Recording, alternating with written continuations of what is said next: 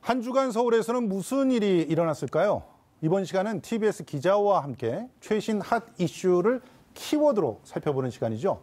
오늘은 이혜진 기자와 함께 하겠습니다. 어서 오세요. 네, 안녕하세요. 반갑습니다. 네. 첫 번째 키워드 좀 살펴보겠습니다.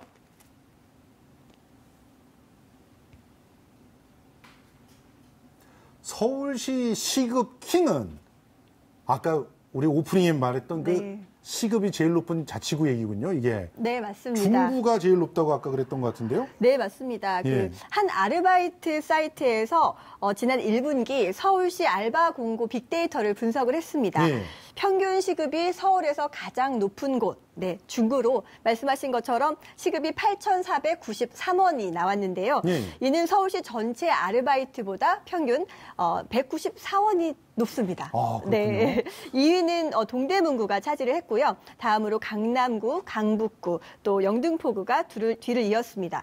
반면에 그 시급이 가장 낮은 자치구는 구로구로요. 8,050원대를 기록했는데 1위인 중구보다 430여 원이 낮은 것으로 분석이 됐습니다. 저는 생각에 강남구가 제일 높지 않을까 이렇게 생각했는데 1위가 중구였거든요. 중구의 자영업자들이 좀 후하다 이렇게 생각할 수 있는 건가요? 뭐 잘 모르겠어요.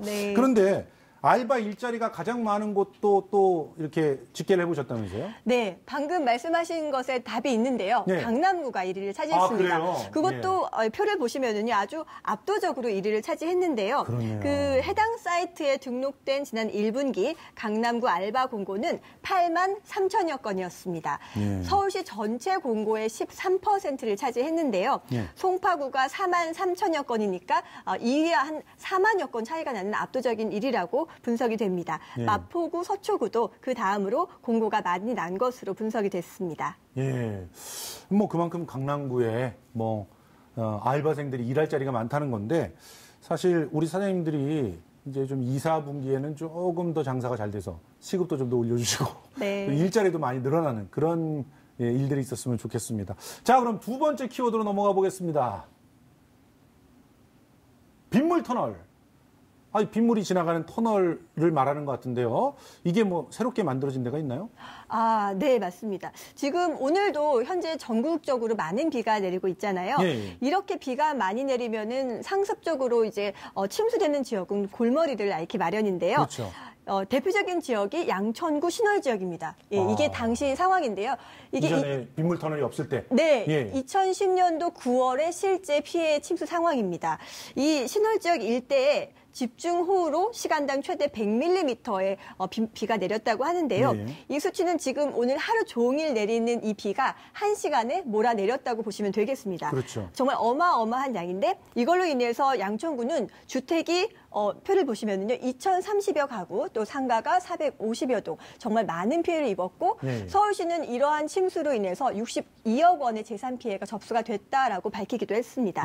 근데 바로 이 지역에 서울시가 1,380억 원을 들여서 빗물 저류 배수 시설을 만들었습니다. 그렇군요. 아니 뭐 어떤 분들은 1,400억이나 들여가지고 이런 배수 시설을 갖다 왜 만들었을까 이렇게 생각을 할 텐데 직접 다녀와 보셨다면서요? 네, 화면 한번 보시겠습니다. 일단 저류 시설 규모부터 말씀을 드리면은요.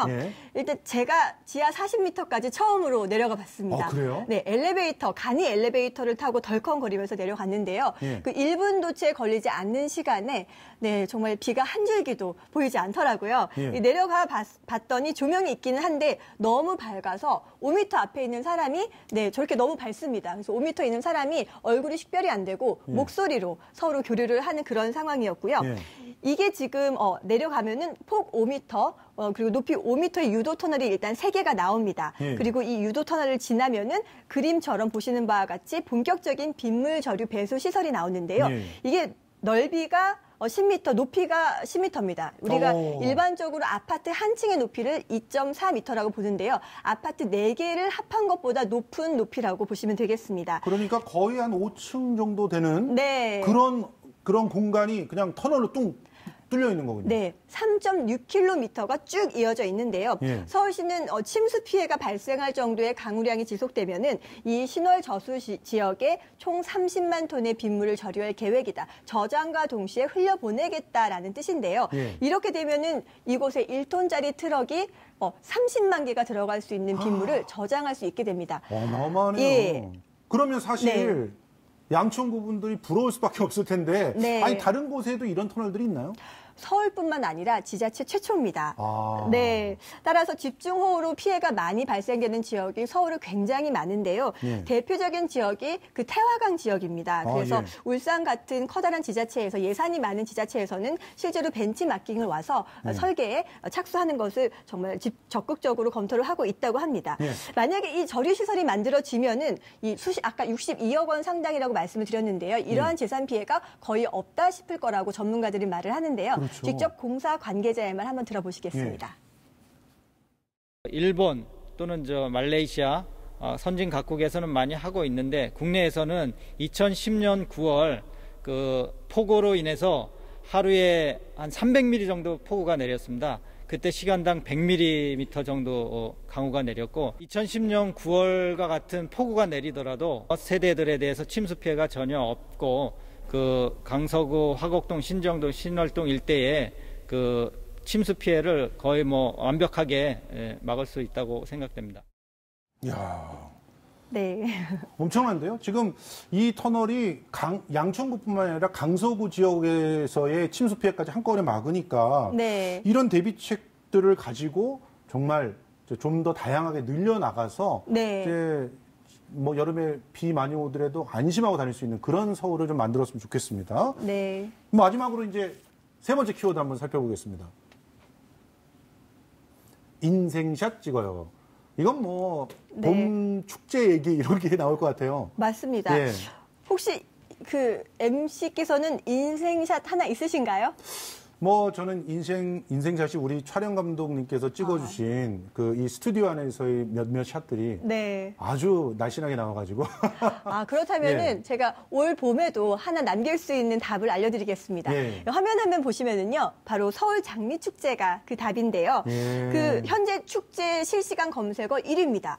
네, 올해 4회째를 맞는 서울 장미축제는 이제 모레죠. 18일부터 일요일까지 사흘 동안 열리는데요. 예. 지난해에만 192만 명이 다녀갔습니다. 서울의 대표적인 축제로 자리매김했는데요.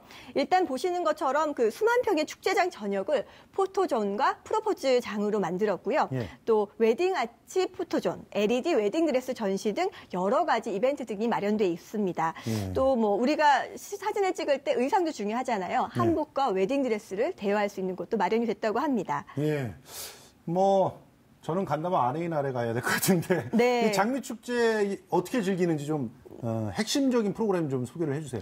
주요 포인트를 날짜별로 좀 소개를 해드리겠습니다. 중랑구가 첫날에는 장미의 날을 테마로 잡았습니다.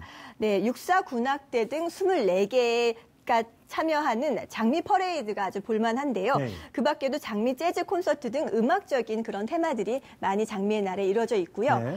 다음 날, 둘째 날 토요일에는 연인의 날입니다. 네. 그 일렉트로닉 댄스 뮤직 파티가 열리는데요. 네. 디스코 파티인데 소리가 나지 않는다고 합니다. 이렇게 헤드폰을 쓰고 이렇게 듣는 건가요? 직접 가보시면 알 것 같고요. 예. 네, 한마디로 소리가 없지만 장미향에 몸을 맡겨서 한번 이 디스코 파티를 즐겨보자. 그런 예. 의미로 주최 측은 얘기를 했습니다. 예. 마지막 날 말씀하신 것처럼 아내의 날인데요. 부제가 사랑하는 아내, 당신에게 꽃길만 걷게 해줄게요입니다. 그런 거짓말은 자꾸 하면 안 되는데.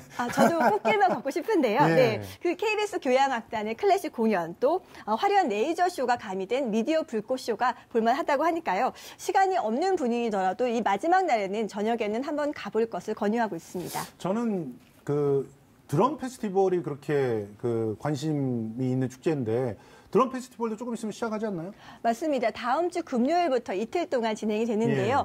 벌써 20회째를 맞았습니다. 맞습니다. 네, 서울의 정말 장수 축제가 됐죠. 처음 시작할 때는 진짜 규모가 작았는데 이제는 정말 아주 성공적으로 이제 자리매김한 페스티벌이 됐던 것 같아요. 네, 말씀하신 것처럼 젊은이들 사이에 벌써 SNS 등에서는 화제가 되고 있습니다. 네. 올해 슬로건은 가슴이 뛰어야 진짜 축제다. 네. 열정을 하나로라고 잡았는데요. 메인 공연이 서울 광장에서 다음 주 금요일부터 이틀 동안 열리고요. 출연진 한번 소개를 해드려 볼까 하는데요. 그 유튜브에서 100만 조회를 넘기기가 정말 쉽지 않거든요. 그렇죠. 근데 이 100만 조회를 넘나드는 세계적인 드럼 스타 베니 그랩이 오고요. 네. 또 올해의 이 드러머, 일렉트로닉 드러머라는 건데요. 이게 올해의 일렉트로닉 드럼에서 제일 이슈가 되는 이슈 메이커라고 보면 되는데요. 이거를 무려 3번이나 수상한 전자드럼계의 살아있는 전설 마이클 샤크도 공연을 펼친다고 합니다. 네.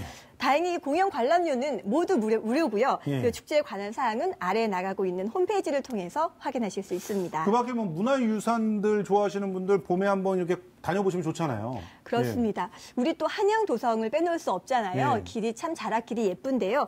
이 한양도성 다산 성곽길 예술문화재가 또 한번 추천해 드려볼까 합니다. 예. 이 신라호텔 뒤편이죠. 장충체육관 뒤편에서 다산 팔각정에 이르는 1km 구간 가운데 일부 구간에서 진행이 되는데요. 우리가 요즘에 많이 이슈가 되고 있는 스몰 웨딩, 또 국악 토크 콘서트, 시니어 패션쇼까지 다양한 프로그램이 준비가 돼 있고요. 네. 마지막 순서가 볼만합니다. 이 LED 청사 초롱을 들고 이 다산 성곽길을 쭉 따라서 소원을 비는 시간이 마련돼 있다고 하니까요. 네. 시간 되시는 분들은 한번 참석해 보는 것이 어떨까 싶습니다. 좋습니다. 풍성한 프로그램들이 있고 또 특히 이번 주말 같은 경우는 뭐 비도 그친다고 하니까 네. 한 번쯤 나들이 서울 시내로 한번 와보시는 것도 괜찮을 것 같습니다. 오늘 고생 많았습니다. 이혜진 기자였습니다.